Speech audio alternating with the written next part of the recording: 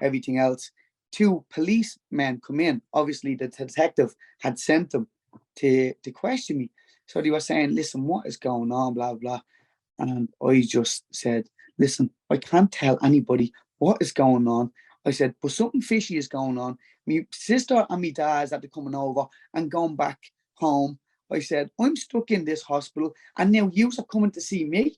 I said, if they were really worried about me, do you not think they would have stayed here? And the two policemen turned down and says, that is a bit fishy. I said, I was just gone. From that moment, Christopher, they confirmed all your fears. They confirmed all the fears, Nicola. And then I was just like, I remember being taken back and saying, what? Really? Oh, God. Christopher. But at this stage, then, I was in a mental health. That is fishy. Oh, it's crazy. I was in a mental health hospital. My mother and father then got contact with the hospital and they were pleading with them to keep me in. I don't know how, but I think I was in two of them over there and they discharged me. They kept letting me out and my family were up the wall. So I would go into it. It's like I would go into psychosis and come out of it and go into it and come out of it. And Caitlin said, look, we have a hotel. Will you please stay in the hotel? So I decided to stay in the hotel until they came back over. Yeah. And I would get spouts where I was like, okay, maybe this is a little bit in my mind. And then I'd get full-blown spouts where I'd be running out of the hotel, running around London. And then I'd be like, no, this is going on. They know where I am. I'm a sitting duck, everything else. Yes. It was just torture. It was absolute torture. How did that go on? That went on for 2 days while I was in London. And my ma and my sister came over to take me home. And at this stage... But you're in London for longer than 2 days, though. I was in London for, I think, 4 to 5 days. Okay. So I'm over there then. My ma and my sister are bringing me home. And I'm ringing people and asking them, listen, I think this is going on back home. Can you let me know if it is or not? So who are you contacting? I was contacting people who I used to use with. Okay. I was contacting some family members. I was basically looking for a brink in the story because Caitlin and my ma kept telling me, listen, none of this is going on. Yeah. None of this is going on. The people who you used to use with, what was their response to you? I could sense that a lot of them were afraid. Really? Do you know what I mean? They were afraid. They were took back because I think a lot of them had seen this coming for a long time. Do you know what I mean? Like this fella is a head case. He's completely, he's gone. And what were they saying to you? They were just saying, look, we don't know what is going on with you. We have no idea. But it was just so short. It was just so, and rightly so. Like if somebody was ringing me saying, listen, I think somebody back home is coming to shoot me, and I think that you know something about it, I'd probably hang up the phone as well. Do you know what I mean? Yeah. So your mom comes and your sister comes to take you home. Yeah.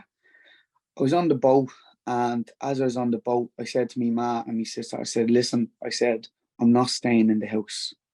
I said, because if I stay in the house, I don't feel safe. And at this stage, I think they could see that I was going into it and out of it and into it and out of it. So my sister organised for me to stay in a hotel for the night that I was back. And then I was supposed to be going down to stay in the country, just in a place in the country. When I stayed in the hotel, when I got back, the next day I was supposed to be going to the country. And they had organised everything. And somehow it fell through. And when it fell through, I was just, boom, straight back into the whole psychosis. This is why they brought me home, because they wanted me to be set up. It was just, Nicola, it was just ongoing. Utter madness, like literally madness. Utter madness. It was just this falsified reality that I had in my head. And I was obsessed that somebody from somewhere was coming to take my life. And it was impending doom. And I did not know whether to stay still or to fight it or to run or to escape.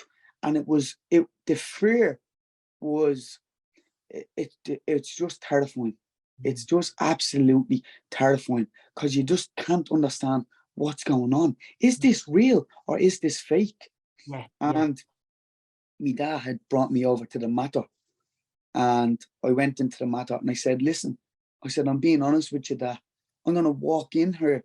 I'm going to tell them what's going on, and I'm going to walk back out. I was so like Like, engrossed in it. like convinced, like this is the truth. Yeah. Okay. So I went into the matter and they discharged me as well. Like I was telling them everything that was going on. They were taking bloods. They couldn't understand like what was going on. My dad was pleading for them, please check him in somewhere, Mm, keep him somewhere. mhm. And they discharged me. So I left then with my dad, That's really and sad to hear. I'm really sad that that happened. and as I'm in the car, my dad said, look, can we just go back to the house, Mm, please, to my family home? mm, He says, I promise you we're safe. Everything is all right. mm. So I was calmed at this stage and I went home. And as soon as I went into my house, I heard the car screech and it just set off the psychosis again. More bad timing. Screaming I was in the house, please help me. Use on me. I can remember saying, use on me family, you have to help me. There has to be something we can sort out. And they were like, Christopher, please, we'll get you over to the hospital. They brought me over to hospital 6. And as soon as I got out of hospital 6, I said to my mother and What's father, hospital 6, Christopher? hospital 6 is a hospital in James's for psychiatric patients. Okay, I'm with you now. So for people who are suffering with their mental health. And Okay. once again, I knew I could tell the hospital exactly what was going on, and they wouldn't keep me in. I just knew they wouldn't keep me in. So I said to my mom and dad, listen, I'm telling you, I'm going to walk in here once again. I'll tell them what's going on, and I'm walking back out. And I swear to God, Nicola, I done just that. I Oh my walked in. God. I walked into James's. I told them what was going on, told them I was suicidal, and I walked back out. And my mother, You failed. You were failed. yeah, my You were mother and failed. father were up the wall. My And God. they went in and they said, listen, there's something going on. He's not right. And then the doctors finally saying, like, we need to do something. And they prescribed me olanzapine. Okay. And olanzapine is an antipsychotic drug. And I said, okay, I'll take it. I'll do whatever I can do. Because I just couldn't grasp if it was real or fake. Was it me mind or was it going on? Is this me? Is this reality or what is going on? Mm. So I started taking the olanzapine. And then I can remember it was just hearing entities of voices, more so. And it's going to sound very funny. I was more so hearing elves, little elves, Yeah. mystical creatures I kept hearing in my mind and laughing. They were constantly laughing and joking and then telling me to take my own life. And Stop, Christopher. I was trying to get this over to my family. I was saying, listen, this medication is making me worse. And they were just up the wall because they didn't want me, obviously, they didn't want me to stop taking it. It Mm. was the only thing that the doctors could sort of do. Yeah. And I was on the phone then to a friend of mine. And this was actually when I was over in London, I was over on the phone to him as well. And he said, listen, Christopher, you need to go to rehab. Yeah. It's the only thing at this stage that might be able to save it. Mm. And I rang Asherie rehabilitation, and I was still going in and out of this, hearing the elves and everything. I said, no, I'm ringing. And they said, yeah, Christopher, look, they told me everything about Asherie. And I said, listen, I need to go as soon as possible. I said, I don't think I'm going to live much longer out here. Wow. And it was a big price to get in there, a big price. And I had no money. Yeah. And my sister had applied for a credit union loan to get me into treatment. And She's an I angel, didn't, Christopher. I couldn't say how much that was a gamble at the time. But looking back now, that took a lot, Nicola, to be able to do that. She loves you, So Christopher. they Your all love family me, adores you. Your family Yeah. adores you. but I couldn't see it at the time. Couldn't see it. So Ashery had rang me, scheduled an assessment over the phone. They said, listen, you're going to be waiting about a month. And I nearly died when they said that, because I was still sober. I was sober, but I was going in and out of this mental headspace. People were trying to kill me. I was going to be set up. Somehow my family might be poisoning me food. I'm hearing elves. I'm being told to take my own life. So I remember being on the phone and I said, listen, please, if you can do anything, please, please, please bring me back. And they rang me back in 2 weeks. And he said, 2 Christopher, weeks feels like 2 years, Christopher, when you're like that. Nicola, it felt like 2 years. It was so long. And I couldn't leave the house because I was afraid if I would go into psychosis and everything else. So I was getting me auntie and my uncle to bring me over to the Phoenix Park. And I'd run up to the top of the Phoenix Park. They parked the car up to the top. Whenever I get too anxious, I'd jump back in. They'd bring me home. Wow. So you started actually physically exercising during those 2 weeks? Yeah. Yeah. Wow. I knew there's something in me was saying to me, the only way you're going to beat this is by exercise. Yeah. It's not down to any medication. I knew in my heart and in my soul, this was like when I started to experience me spirituality. And this is when it was like the psychosis had been the death of the old me. Yes. And the new me was almost coming to light. It was like an ongoing battle. Yeah. And I knew exercise was going to be a big part of it. And I knew getting off the olanzapine was going to be a big part of it. And I would never knock anything like that. But I'm being honest with you, when I took the olanzapine, I swear to God, I could feel my soul dying. It was dying more and more. I was restless. I was tired. I just did not want to go on. But I knew, I can remember, I knew it was exercise. Exercise was what was going to help me. And my family brought me over every night I wanted to go over to the Phoenix Park. My auntie and uncle would drop me over in the car. They collect me and bring me back. You've got people around you, Christopher, don't you? Nicola, I am absolutely blessed. Yeah, if I didn't have aunties and uncles and all getting involved, like that's class. My whole family came together for me. And lo and behold, I got down to Ashery and my family came down with me. And on the train going down, I didn't want them to know, but I was still hearing the voices in my head.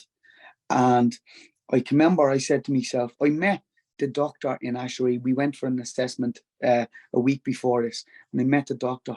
And I can remember he was so nice. He knew exactly what I was trying to get across. And I said to him, listen, I need to get off this medication. He said, listen, whenever you're admitted, we'll see what's going to happen. He says, but we need to see how you are first. So when I was going down on the train, I knew I had to have a chat with this doctor. And I knew that I needed to, I didn't know what, but I knew what I needed to do. Does that make sense? Yeah. So gets down to treatment. And my family were just delighted. You know, they were delighted. And I didn't know what to expect. I was so hung up on just getting off the medication because it was just killing me at this stage. And then as soon as I walked into treatment, it was like life just said, right, here's the chance now that you're going to get. As soon as I walked in, I was introduced to everybody, all the other addicts and alcoholics. And one fella in there was on olanzapine. And then I was able to talk to him and communicate to him, I'm feeling this. Are you feeling that? And he was like, yeah. It was like the first time I was able to relate to somebody. Everything was sewn up for you. Exactly. And then they had said to me, listen, the doctor won't be in here for the next 2 weeks. I decided to take myself off olanzapine when I was in treatment. And that was a decision that I had to make for myself. Could have went one way, could have went the other. Yeah. Thankfully, when I was in there, it went the right way. You were operating from your gut. Yeah. And they found out in treatment that I took myself off it. And they said to me, listen, we don't recommend this. And I was roaring crying when they found out, because I knew they were going to send me home. Oh. And I was roaring for them. I said, listen to me, please, I'm begging you. And I was erratic down there, erratic. And they let me stay. They let me stay. My God. And then we started off in treatment doing group therapy. And I was in treatment first 3 days. You know, the fella who I was trying to talk to about the Lanzapine then started to become a little bit more distant with me. Everybody in treatment started to become distant with me, and I couldn't figure it out. Oh. And we had a group on Monday, and I didn't know what groups were, hadn't got a clue what was going on. We sat down, and they said in the group, does anybody want to bring anything up at the start of the group of what's going on? And the whole group start saying, well, listen, Christopher keeps bringing up his war stories from when he used to drink and use drugs. And he keeps getting us all very, very excited or brought up or everything else. Triggering memories for them. I didn't realize it. I was trying to tell everybody how good it was when we used to use drugs. And I was bringing up the war stories. And I was convinced like that when I used to use drugs with my friends, it was the best time in my life and everything else. And then it was that very moment that I realized the way I was behaving and the mindset that I was caught up in. And then the counselors start speaking to me, not as an addict, not as anybody else, just as a person, as a human being. And I can remember I just roared crying. And I said, listen, I don't know how to fix myself. I don't know what to do. But I'm down here so you can help me and you can fix me. And the counsellor down there, Noel, he just got me and he understood. And he said, Christopher, the more you start speaking like that, the more we'll help you. He said, the more honest and open you can become within this group of people, it's a safe environment to express yourself, to speak about what's going on, and we'll help you. Yeah. And then it was just validated. Like, oh God. Validation. He sees me. He sees my soul. He sees my needs. Yeah. Not judging me. I was the safest I've ever felt in my life. And I'm coming off the olanzapine. I'm starting to feel a little bit better about myself. I'm speaking to the counsellor down there, Noel, about the psychosis. He was able to identify what I was feeling and bring up flaws in what I was thinking. I was saying, I think somebody's coming to shoot me. He would bring up all the facts of if somebody was going to shoot you, do you not think you'd be shot already? Do you think you would have made? Do you not think you would have made it down to treatment? He was finding the evidence for you. And Nicola, it was like in addiction, it's like the perfect storm. In recovery, it's like better than the perfect storm. Do you know what I'm trying to say? Everything just gels together, and everybody down there was just helping me. And But it only gels together, Christopher, if you want to change. Exactly. You know, there's a difference between wanting to change and wanting to want to change. Yeah. You wanted to change, Christopher.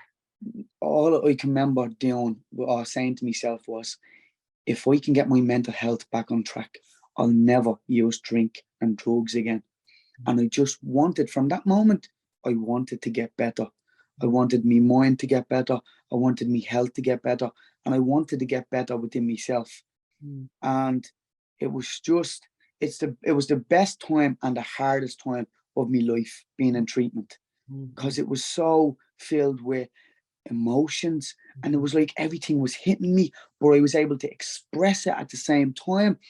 The realization started to come in that I had lost my daughter. I had lost her mother. I felt the heartbreak. I was feeling me feeling. You could feel.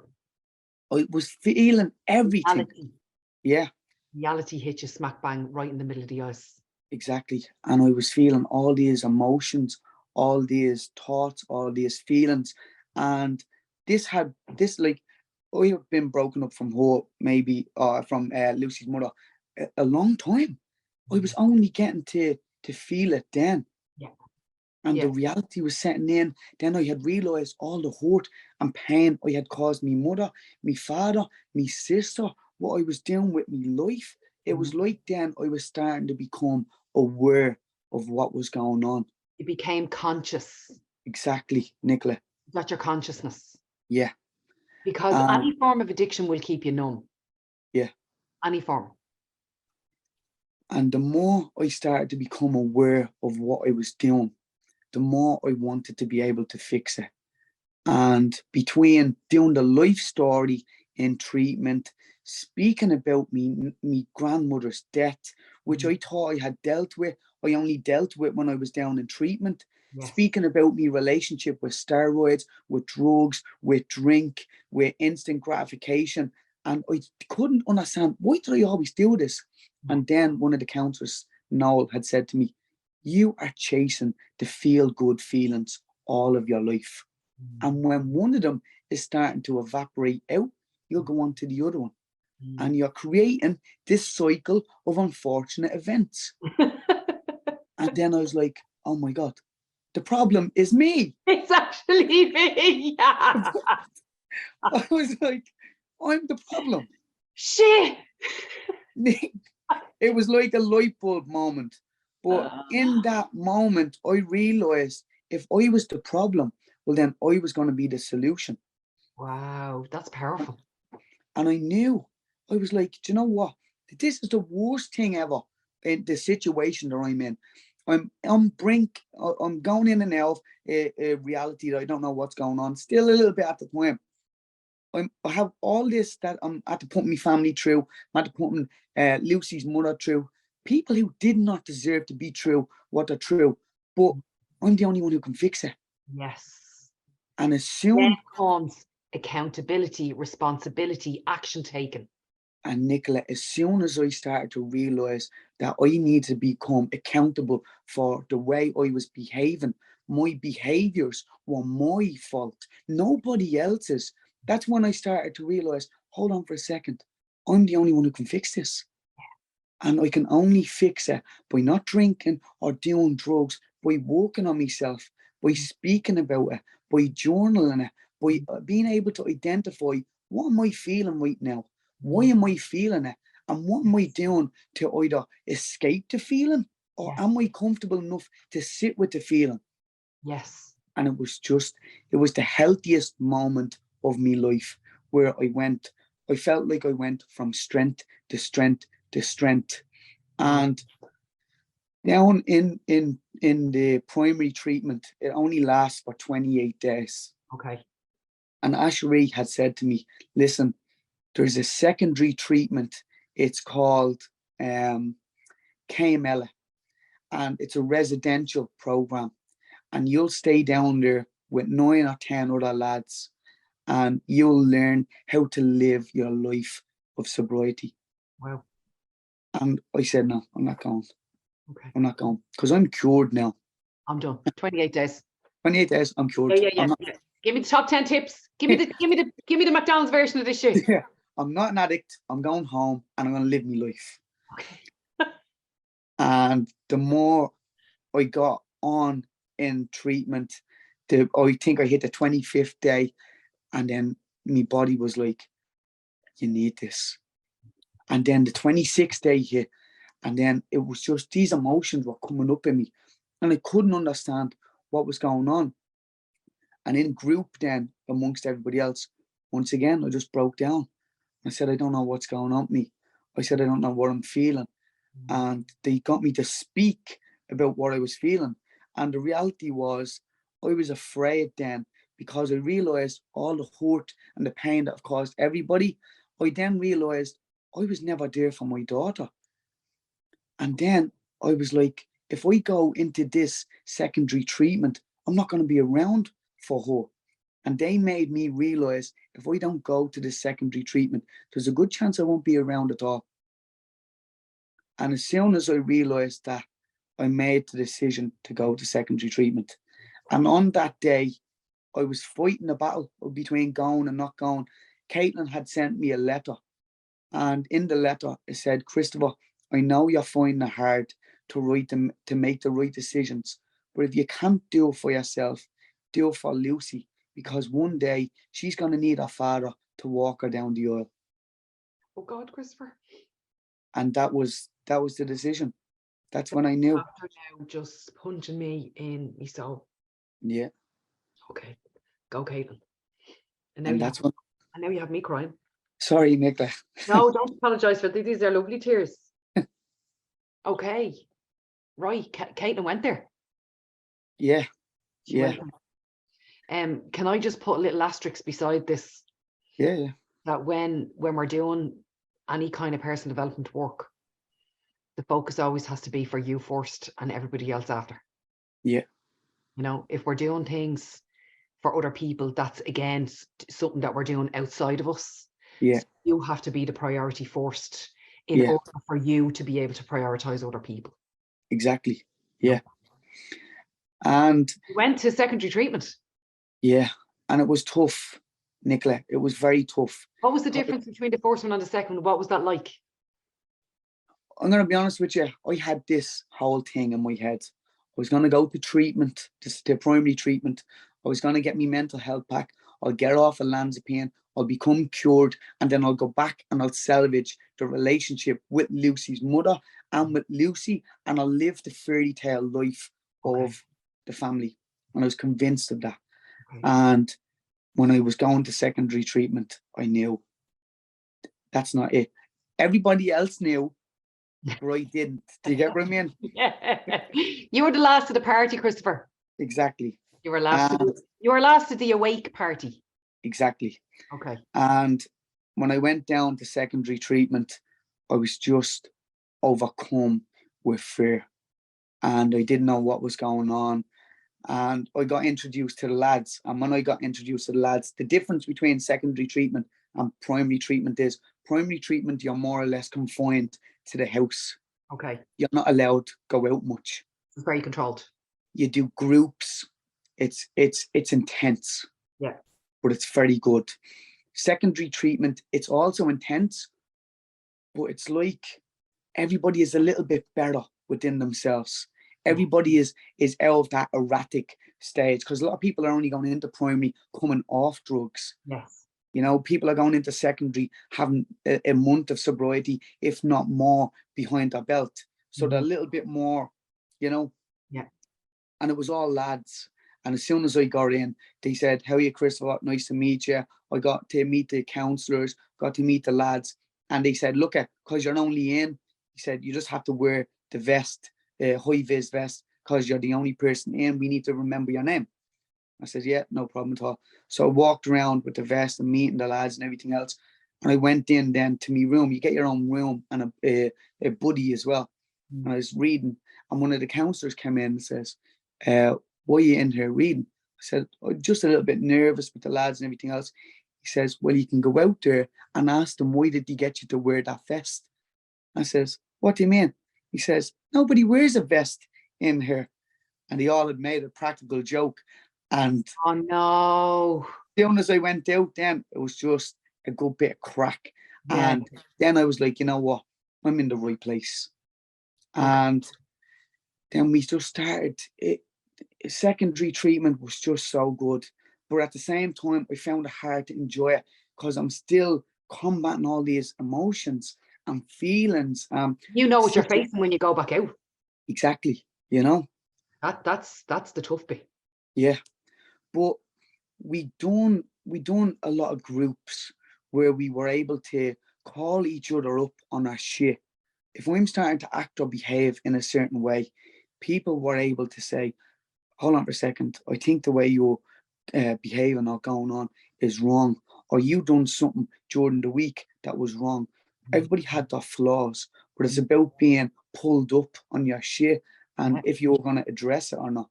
Yeah. And I had a lot to work on in there, but it was just a safe place to do it. And then in the meantime, we were doing these activities, and these activities were like going out horse riding, going canoeing, building team games, mountain biking. It was the best way I ever felt that I was building back up my childhood. Yes. And I just felt like a young fella again. It was just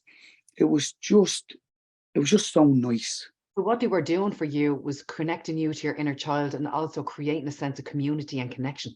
Exactly, Which Nicola. is what we all need to thrive. We all need belonging, community, connection to thrive. And it just brought me back to little Christopher. You know, it brought me back to, hold on for a second, these are things that I actually like to do. Because for so long in my life, I thought I liked to do drugs, but I didn't. I was using drugs as an escape of me feelings and emotions. I wanted to disconnect and discontent with a feeling of emotion that I had for so long in my life. Yes. And when I started to become active in these groups with the lads, I was like, this is it. It's interaction with other people. Yeah. Do you know what I mean? So how long did the secondary, what's it called? Secondary treatment. Secondary treatment. How long did that last?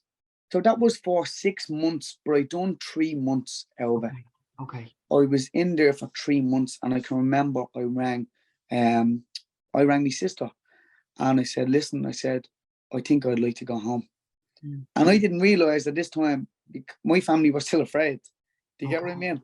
Okay. I'm only sober 4 or 5 months. Yeah. And obviously, if I'm ringing them saying I think I'm ready to come home now, alarm bells are going off in their head. But see, the thing is that they didn't understand that I'm being honest, I had done so much work in there on myself. I'd done a lot of growth as well.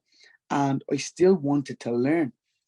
And when my family had heard that I wanted to go to go a free, but they were very, very supportive of me going out. And when I went out into the real world, I can remember my sister brought me for an ice cream. I walked around town with her, and it was just like the perfect world. It was peaceful. I saw those photographs. Yeah. It was peaceful. You were in the center of yourself. Yeah. And the only way I can describe it, when I was out of treatment then, the world was a safe place then. It was a loving place, you know. It was like I'd been given a second chance at this life. You know what I mean? Any wrongdoings that I've done, I can rectify that. Yes. Because I'm still alive. Yeah. And I'm That's the doing big it now. difference. That's the big difference, Christopher, between people having healthy sobriety and unhealthy sobriety. It's accepting the reality of you can put your wrongs right. Yeah. And that you're willing to do so. Yeah. So what was your first conversation like with Lucy's mum? When I got out, once again, I was still in the whole thing of I wanted to fix the relationship. Okay. Because I wanted the fairy tale ending. Go to treatment, work on myself, rectify everything. Put a little bow on it. Exactly. Do you know what I mean? The knight in shining armor. He done it. Yeah. The warrior on the steed. That's it. That's I'm here. That's it. I've arrived again. I'm back, but this time without the drugs. So how did that go down? Not good. Okay. Not good. And then that took a while for me to accept that. Yeah. And what I know now, looking back, is that I was in a battle between not knowing where I was going in life, you know. And she had moved on, and it took me a while to accept that, you know. I was still strung up on the idea that I had created in my mind. I wanted to come back home to the house that I had from my grandfather and set things right. And it took me a while to sort of come to terms with this and to accept it. I was in denial for a long, long time. Yeah, it's not a great river to be swimming in. No, it's not, Nicola. It's not. But the more time went on, the more I journaled about it, the more I spoke about it. I started going to counselling. I was doing meetings. It just got better. And then I started to become more aware of the life that I was in now. And I just started to put myself first. And I started to put Lucy first. And then I started to build up a relationship with myself. And then the more I done that, the more I realized that I was trying to go back into a relationship so I could feel almost secure again, because I was alienated on my own. Yeah. And I did not know how to be alone. Okay. And then I started to just do everything on my own. I brought myself for dates. Yeah. As crazy as that sounds. No, it's not crazy. I take myself on dates all the time. I love my own company. I love me. I brought myself on dates. I brought myself on holidays. I brought myself to get my teeth done. And I was just trying my best to build up the relationship with myself. And then I just... That is the key, because that's what we do in Soul Works. Yeah. You must work on your relationship with yourself first before you can work on your relationship with anybody else. Yeah. You cannot give away what you don't own, and you cannot receive what you do not possess. Yeah. Fact. Very good, Nicola. I'm very clever, Christopher. Oh, yeah. I'm modest, Nicola. I'm modest, of course. Very, very humble I am. So I started to almost build up myself from scratch. Yeah. And don't get me wrong, I'd have like little bouts where I'd fall back into old behaviors, and then I'd identify, okay, this is what I'm doing now. And then I'd speak to people. It was the most fascinating journey I've ever been on, because it's just like you're experiencing this thing, and then you're realizing, hold on, this is an old pattern of mine. I need to stop this now. And then you're trying to go back and trying to go forward. And that's how we realized this is all a learning curve. Yeah. This You're is all a merry dance with yourself. Exactly. It's all a part of growth. Yeah. See the way you said there that you relapsed in behavior. Yeah. Did you ever relapse with the drugs and the drink? No, never.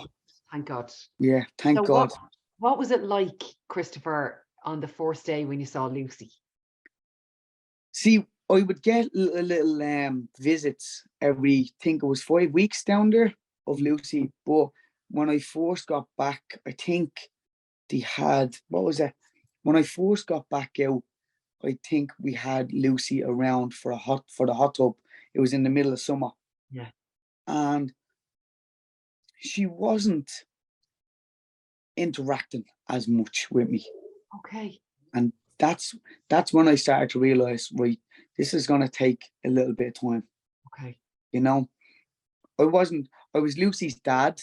Yes. But I wasn't Lucy's father, you know? Yeah, I hear you 100%. And what I'm hearing in what you're in your statement is that you are highly emotionally intelligent. Yeah. You're an empath. You're really plugged in. You're super clever. You're super bright. You operate from higher self most of the time. And the crystal clear realization, it was just bing, bing, bing, bing, bing, bing all the time. Yeah. It was just like light bulbs going off. And here's one thing as well that I'd love to tell you. Certain situations in my life kept coming back. And it was almost like, okay, are you going to unravel this now? Or are you going to just park it off like you usually do? And the more I started to address little things or started to try to improve myself in different ways, the more it just got better. Yeah. And then, like, I started to realize then, when Lucy then started to come back around with myself, then I started to get selfish, where I would start to get my sister and my ma to mind her, and then I'd go out, and then I'd start to realize then, now hold on, I need to spend more time with my daughter. Yeah. I'm not going to get these. And then it would go back and forward. And still to this day, I still try my best to work on that. Yeah. Because I'm not the finished product. No, none of us are. No. None of us are, but we're taking steps towards it every day. True, Nick. You know, we really are. And I'm glad to hear that. And I'd love to see the little videos with her. Yeah. She's gorgeous. So tell me, how did you get into this fitness gig? I was always into exercise and fitness from a very, very young age. And even when I was in my addiction, I was a personal trainer. But I was always in and out. And as soon as I left treatment, then I just started to run. And I didn't run much. I was always the bodybuilding, lift weights, get the muscles, as I said before, External. external. And then when I started to run, I was running when I was in treatment, but when I continued to run when I was outside of treatment, I remember I was struggling in my mind to run. And my mind kept saying, just give up, stop running. That's your Stop ego running. trying to keep you small. And then I realised, I can't have this mindset. I have to beat this, because this mindset doesn't start when I'm just running. This also starts when I'm sitting here on the couch, and it'll say to me, go in and eat a packet of biscuits, or do this or do that. It's an impulse. And then I was like, I need to fix this. And the run was just brilliant. It was the best thing I ever got into, because the harder the running got mentally, the stronger I got by trying to combat it. I was getting fitter, I was getting healthier, I was really just starting to enjoy my life. And then I set out the goal of getting back into the fitness industry. Yeah. So you have your own business now, Christopher? Yeah. I have my own personal training. Connolly. Yeah, CC Fitness. Yeah. And it was like, once again, like, it's just a spiral of going up. Once you allow the world to know what you want, you have the courage to speak it and the courage to actually walk towards it. You have a plan in place, and everything just opens up. I start walking in a shed, a very, very small shed, that a friend of mine's girlfriend had a PT studio, and that was working well. And then I realized I needed then to get a commercial gym. And the old job that I had worked in across the road, my relationship was tarnished with them. Your reputation was. Yeah, sorry. And lo and behold, they gave me a shot. Wow. They gave me a shot. January 1st last year, they gave me a shot. Oh my goodness. Yeah. And see the way you said there a moment ago that the same thing kept happening over and over and over again. Yeah. I just want the listeners to know that no matter what lesson it is in life, the universe goes, there's the lesson for you now. Oh, you're not ready? That's grand. I'll go off, I'll get a bit bigger. And I'll come back around now, and I won't tell you when it's going to be, but it is coming back, pal. And then I'll check and see if you're ready. And then if you're not ready to learn the lesson, it goes, all right, that's grand. It goes off and it gets even bigger legs. Yeah. So these are Olympians. Yeah. And they can always run faster than you can. Yeah. So as I always say to my clients, turn and face the ball. Yeah. Turn and face the ball and grab the lesson by the ghoulies and learn it and live it and breathe it. And then we can move on to the next big lesson. Yeah. So your previous employers gave you a chance. You got a commercial building. And then I just went from strength to strength. I just started to, because I was so comfortable then with being on my own. I knew then, right, I can do this. I can do this. I knew I could do it. I wrote out a plan in place. I said to my sister, listen, in 6 months' time, I'm going to be chock-blocked. I'm going to be fully immersed into the gym game. And within 2 months, 3 months, I was. Wow. Christopher, congratulations. No, I appreciate it. I honestly, the first time I encountered you was on TikTok, and I pick up on energies really quickly with people. Energetically, I was very drawn towards your energy, and I knew you had a story, so I just kept watching and I just kept listening. And I said to myself, my God, this guy's going to give so many other people hope. No, I appreciate that. And I don't use the word hope on purpose. This is a rule that I have in my business. I don't use the word hope on purpose in the same sentence as my name, because hope has always let me down. Yeah. Because I was pinning my hopes to other people, and they just weren't able to rise to the occasion like you were. So for me, I only ever use the word hope around other people's names, because for me, when I use it with my name, hope stands for have, objectives, plan, and execute. Because that means that I'm taking control of the situation and I'm not handing the power over to it might happen, it might not happen. Yeah. Yeah. So What does life look like now? Just it's there's a video I seen of Jordan Peterson, and he Lovely. said his life is beautiful and terrible. And that's exactly how life is. I get great days, I get bad days. Yeah. It's not sunshine and rainbows. Life Yeah. is not well. But I tell you one thing, it's a hell of a lot better than where I was before. Yeah. And when I have good days, I have great days. And when I have bad days, I know how to combat them. I Yes. know how to deal with them. You have your tools. Exactly. Have your tools. And do you ever find yourself slipping into telling yourself lies again? Yeah. And what do you do when that happens? All the time. I just identify it. I speak about it. Anybody who knows me knows that I don't stop talking about anything that's going on for me. I'll just keep speaking about it until somebody will say, because sometimes it seems like the way things are. Yeah. And it actually is the way they really are. Yeah. And the more you start to speak about stuff like this, the more you become aware. Okay, hold on for a second. I'm lying to myself again here. Yes. This is the truth. Yes, absolutely. Call it out, speak it out. When we internalize stuff, this is why the pen, like this is the most powerful weapon on planet Earth.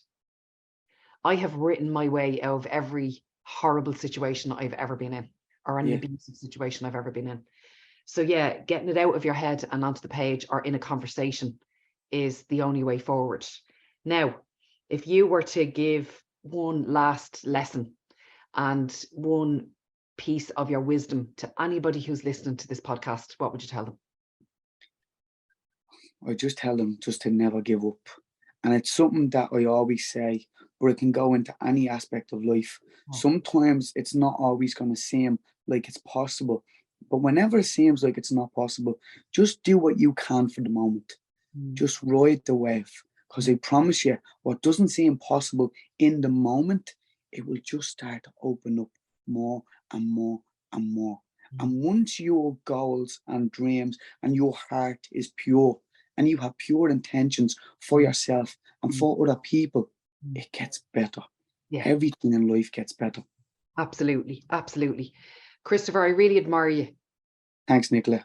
And I think you're the one to watch at the moment now. I think you're riding the crest of a fantastic wave. And I think for anybody who's ever been touched by addiction themselves or within their family, that this podcast is going to be exceptionally powerful and insightful for them. So for that, it's not easy to share your life like that. You know, I know what that feels like. It's not easy. So for that, I'm very grateful for your time and Thanks. for your knowledge and for your story. And long may the crest of this wave continue for you. And I'm going to keep watching you and keep supporting you and keep shouting your name in every room that I'm in behind your back. Thanks, Nick. And tell me where we can contact you. So you can check me out on TikTok. It's Chris Connolly 199, and then on Instagram it's CC Fitness 2022. Christopher, thanks a million. Nicola, thanks so much. Take it easy. Slán.